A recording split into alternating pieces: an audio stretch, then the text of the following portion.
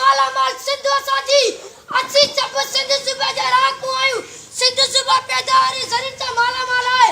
सिंधु सूबे जी पखेड़ सतों जा आधार 134 जो अपनान आहे। सॼे पाकिस्तान में 140 हंधनि तां गैस निकिरे थी, जंहिं तां 107 हंध सिंध में आहिनि। 32 सालाना 44 अरब रुपयनि जो तेल पैदा करे थो। टंडा मोहम्मद खान 22 अरब रुपयनि जो तेल पैदा करे थो। हैदराबाद 10 अरब रुपयनि जो तेल पैदा करे थो। टंडोला 3 अरब रुपयनि जो तेल पैदा करे थो। जाम चले 38 मना से 3 सोना निकिरे थो। गोटी कीमा मारी गैस ब्लेड वटा 150 अरब रुपयनि जो सालाना गैस कादिरपुर गोटी कीमा रोजाना 4 करोड़ रुपयनि जो तेल ऐं गैस निकिरे थी। उन खां अलावा वधीक गोटी की वटा इंडिया जे सरहद लॻितिलो नाले हिकु कंपनी रोजाना 2 करोड़ रुपयनि जो तेल ऐं गैस काढे थी।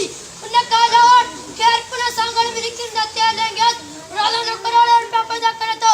जोई जे भरिसां जबल में 42 ट्रिलियन गैस जो मिक़दार मिलियो। जितां ईंदड़ 10 सालनि में 27,000 जी उपत थींदी।